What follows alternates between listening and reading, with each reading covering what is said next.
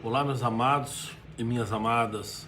Estamos mais uma vez aqui ao vivo no Quem Tem Sede Venha, um canal que foi criado para levar a mensagem de Deus ao seu coração, único e exclusivamente para isso. Se você pegar aí na fanpage Quem Tem Sede Venha, você verá que não existe nenhum outro tipo de postagem, a não ser que seja algo sobre a palavra de Deus, um alimento para nossa alma, para que a gente entenda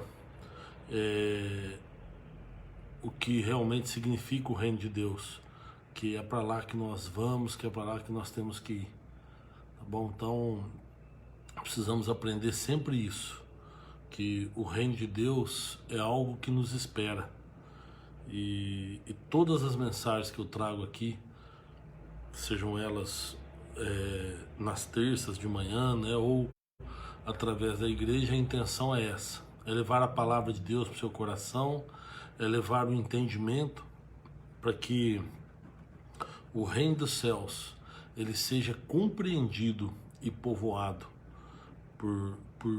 pelo número máximo de pessoas, tá? Cristo veio à Terra para nos apresentar, para anunciar as boas novas, ou seja, para anunciar o reino de Deus.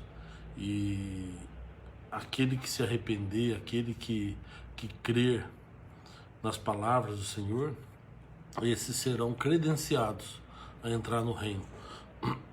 Hoje eu quero ler com vocês aqui uma parábola muito conhecida.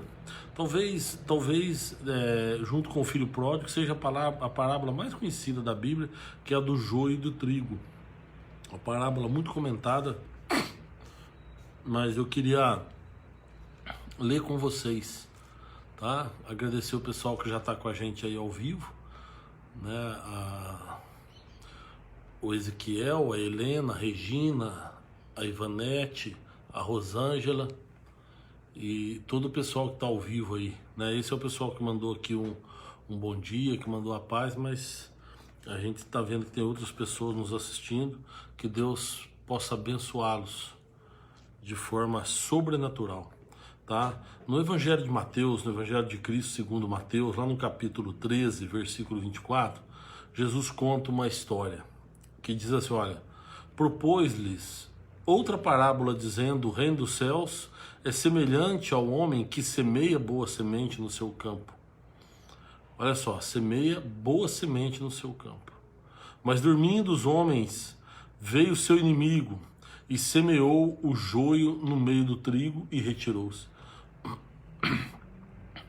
Quando a erva cresceu, frutificou, apareceu também o joio. E os servos do pai de família, indo ter com ele, disseram-lhe: Senhor, não semeaste tu no teu campo boa semente? Por que tem então o joio? E ele lhes disse: um inimigo é quem fez isso. E os servos lhe disseram: queres, pois, que vamos arrancá-lo? Porém ele lhes disse: não, para que ao colher o joio, não arranqueis também o trigo com eles. Deixai crescer ambos juntos até a ceifa. Por ocasião da ceifa, direi aos ceifeiros: colhei primeiro o joio e atai-o em molhos para o queimar, mas o trigo ajuntai-o no meu celeiro. Olha só, essa parábola do joio e do trigo, ela é muito conhecida, né? Então veja que o pai de família, né, representando aqui, lógico, Deus, ele semeia a boa semente, né? Ou seja, a palavra de Deus, ela é semeada pela terra, por todos nós, no meio de todos nós, né? O problema é que o inimigo vem e aproveita, né, a situação e também semeia aquilo que é chamado de joio, ou a má palavra, né, e crescem. Antes de eu entrar na mensagem, é importante a gente saber a diferença entre joio e trigo. Por que tem essa? Por que Jesus está contando? Porque normalmente, quando Jesus contava uma história dessa, ele contava algo que eles sabiam, que as pessoas entendiam. O trigo, já desde aquela época, né, desde muito antes, é uma planta milenar, ele é usado na fabricação de alimentos, né? O trigo colhido, ele é usado na fabricação de alimentos. E o joio, ele é tão parecido com o trigo que tem muitos lugares que ele é conhecido como o falso trigo. Então o que acontece é o seguinte, ele tem os ramos muito parecidos, o caule também é muito parecido, folhas muito parecidas, e até o fruto é parecido até um determinado momento, que é o momento do amadurecimento. Então o trigo, ele quando semeado, ele cresce verde e vai crescendo, e o joio também. Ele às vezes nasce inclusive no meio do trigo, e tem gente que tá vendo o joio crescer e acha que é trigo, mas depois no final ele vai ver que é joio. E os dois crescem junto, aí tem aquele pendão, né? E é tudo muito parecido. Aonde está a diferença? A diferença é que quando amadurece o fruto, o trigo ele toma aquela cor amarelada, né? Ele fica cor de palha, que a gente fala, e ele fica apontado para o céu. Então na hora de colher, pode ser arrancado, mas sabe exatamente, porque ele toma o tom amarelado e apontado para o céu. O joio não. O joio ele continua verde e a espiga ela curva e fica para baixo, né? Então um fica apontado para o céu, o outro fica apontado para a terra, né? E o trigo ele forma aquele tom amarelado. Aí depois disso, quando amadurece o fruto, aí chega a época da colheita. O pessoal, os ceifeiros, eles sabem exatamente então a diferença, o que é o trigo, o que é o joio, e eles vão colhendo e vão separando, né?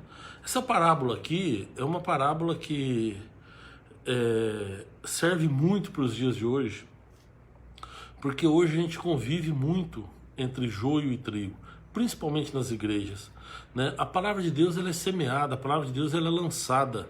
E a grande questão é que o inimigo veio e lança também muitas palavras que a princípio parecem ser palavras de Deus, mas na verdade não é. E acaba causando dissensão dentro da igreja. E a separação vai ser o quê? Na hora da colheita final, a hora que Cristo voltar e a hora que Deus tiver que fazer o julgamento final do mundo, né? Então nós temos que tomar esse cuidado. Um dia me perguntaram, acho que você já deve ter ouvido essa pergunta, muitos perguntam isso, mas por que Deus criou o mal? E na verdade Deus não criou o mal, né? O mal na verdade é a ausência do bem, tá? Então quando Deus criou os céus e a terra, Ele criou tudo perfeito, e Ele criou o homem, criou a mulher para serem felizes, e criou de forma perfeita. A grande questão é que veio o inimigo e plantou o mal. Por quê? Porque ele convenceu o homem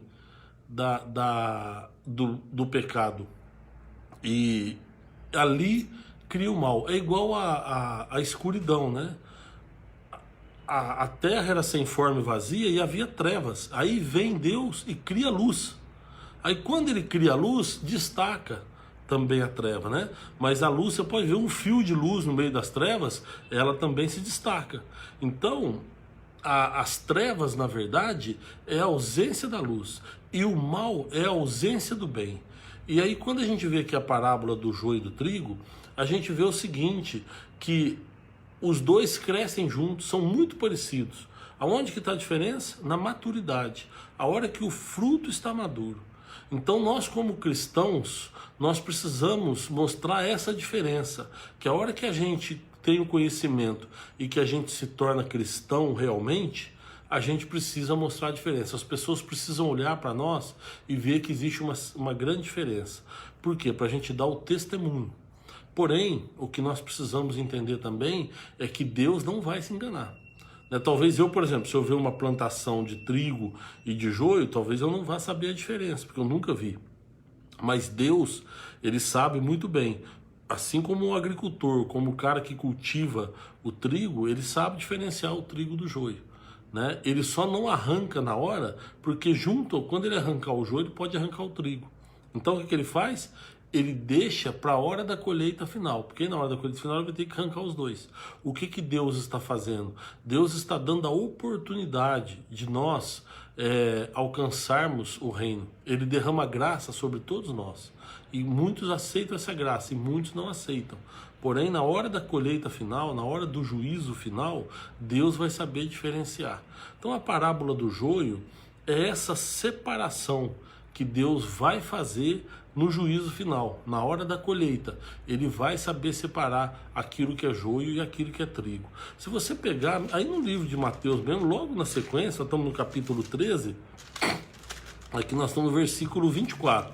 Se você for no versículo 47, aí no capítulo 3 mesmo, ele conta mais uma parábola muito parecida. Ele está chamando a atenção dos discípulos que o mal, ele vai existir no meio do bem, mas Deus, ele não vai se confundir na hora que tiver que separar. Ele vai separar.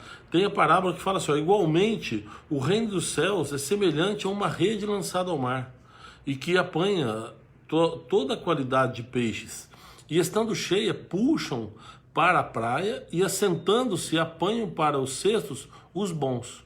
Os ruins, porém, lançam fora. Né? É a mesma coisa.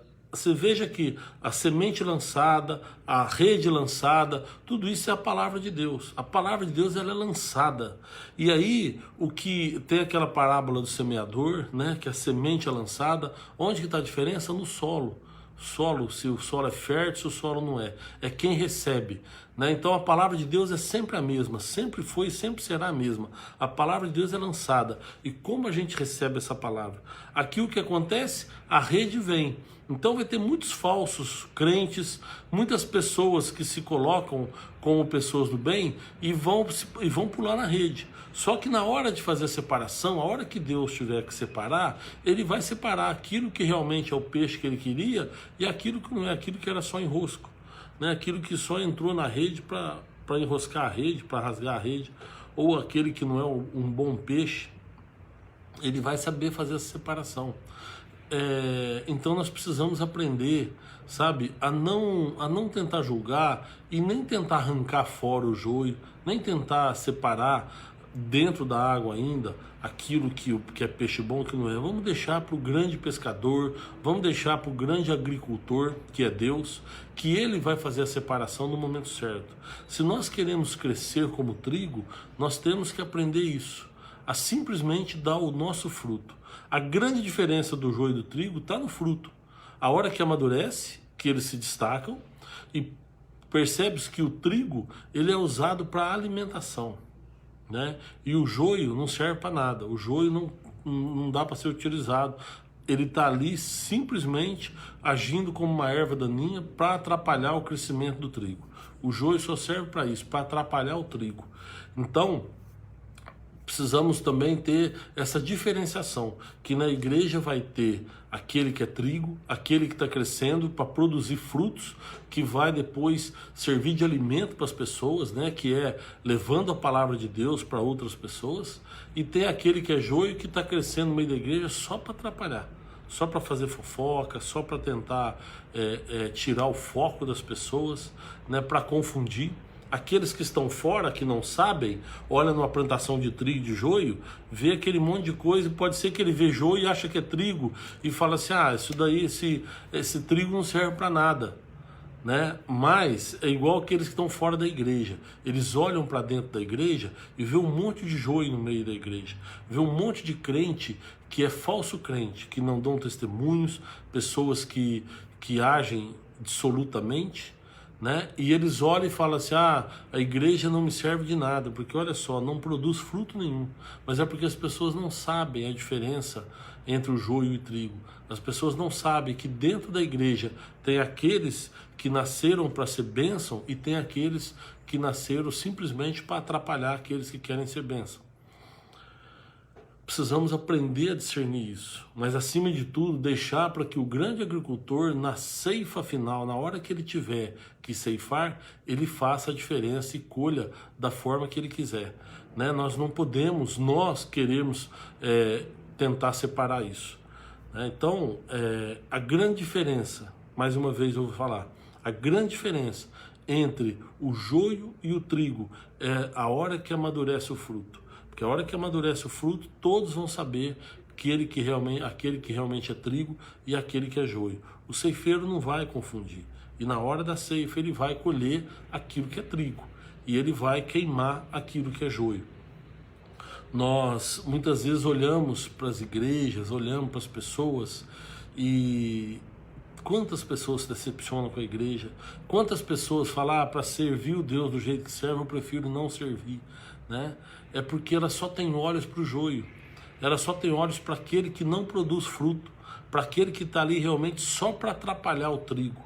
Então, precisamos também alertar essas pessoas de que existem vários tipos de pessoas, né?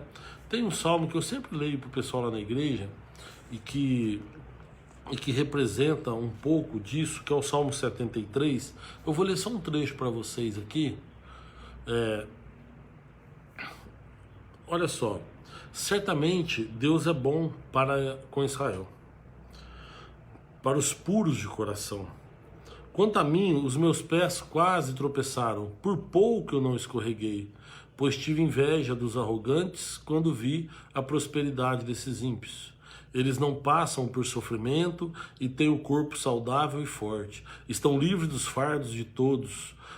Não são atingidos por doenças como os outros homens. Por isso o orgulho lhes serve de colar e eles se vestem de violência. No seu íntimo brota maldade, na sua mente transbordam maquinações. Eles zombam e falam com más intenções. Em sua arrogância ameaçam com opressão. Com a boca arrogam a si os céus, e com a língua se apossam da terra. Por isso o seu povo se volta para eles, e bebe as suas palavras até saciar-se. Eles dizem, como saberá Deus? Terá conhecimento Altíssimo? Assim são os ímpios, sempre despreocupados, e aumentam suas riquezas. Certamente foi-me inútil manter puro o coração e lavar as mãos na inocência, pois o dia inteiro sou afligido, e todas as manhãs sou castigado. Se eu tivesse dito, falarei como eles, teria traído os teus filhos. Quando tentei entender tudo isso, achei muito difícil para mim, até que entrei no santuário de Deus, e então compreendi o destino dos ímpios. Eu vou parar aqui, mas o que o salmista está falando? Que ele, por um momento, ele olhou e viu que os ímpios se davam bem, e começou a pensar se valia a pena realmente viver na palavra de Deus. Mas até que ele fala, ele vai vendo tudo isso, cheguei a sentir inveja dos ímpios, porque eles se dão bem em tudo, mas até que eu entrei no santuário de Deus, ou seja, até que eu entrei na presença do Senhor. E aí então que eu fui entender que a diferença está no fim, a diferença está na colheita. Nós vamos conviver com pessoas más, nós vamos conviver com pessoas boas, né? E isso faz parte. Nós precisamos aprender a conviver com todos, sabendo que vai ter uma colheita final, sabendo que vai ter um momento em que Deus ele vai fazer a grande separação. A hora que nós chegarmos na presença de Deus, ele vai fazer a grande separação. Então aquele que realmente merece estar no reino, aquele que produz fruto, aquele que aceitou sobre si a graça do Senhor, será separado daqueles que agiram de forma dissoluta, daqueles que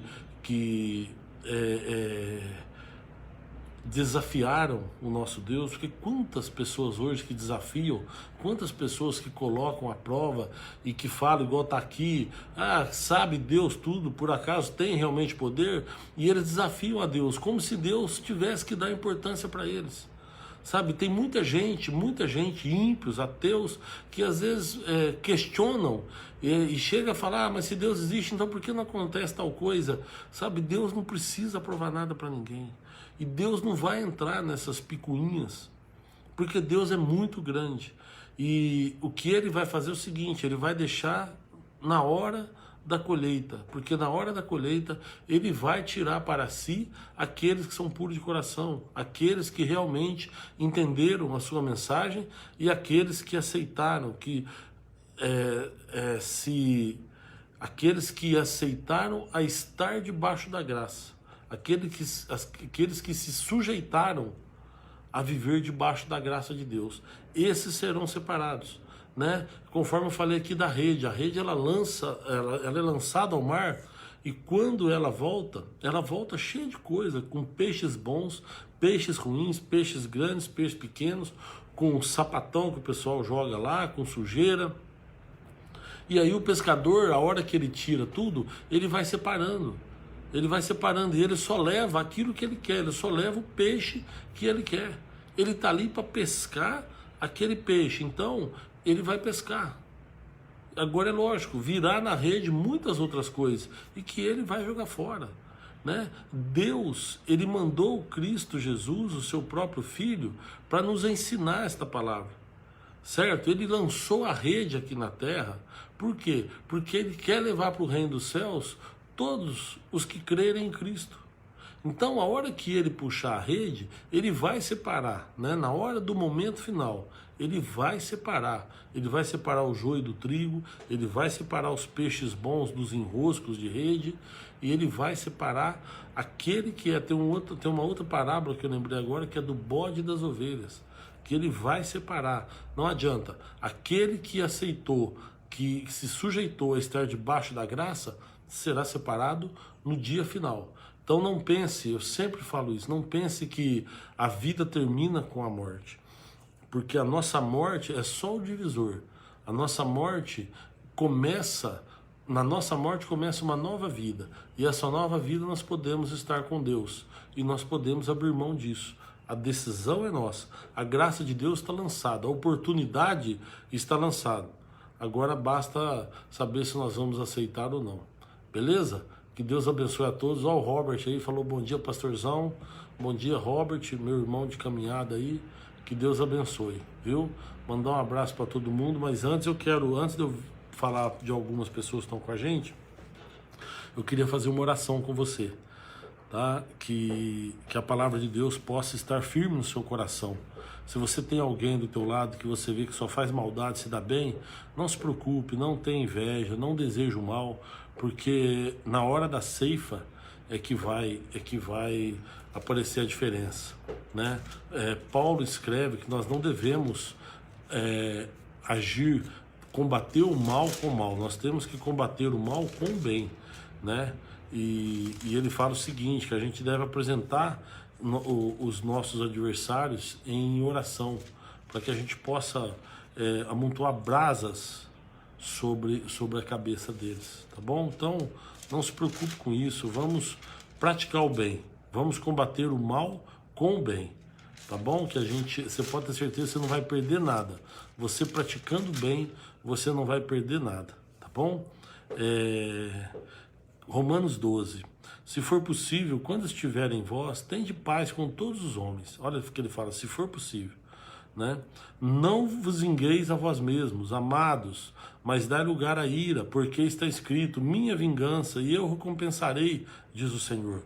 Portanto, se o teu inimigo tiver fome, dá-lhe de comer, e se tiver sede, dá-lhe de beber, porque fazendo isso, amontoará brasas de fogo sobre a sua cabeça. Não te deixeis vencer do mal, mas vence o mal com o bem.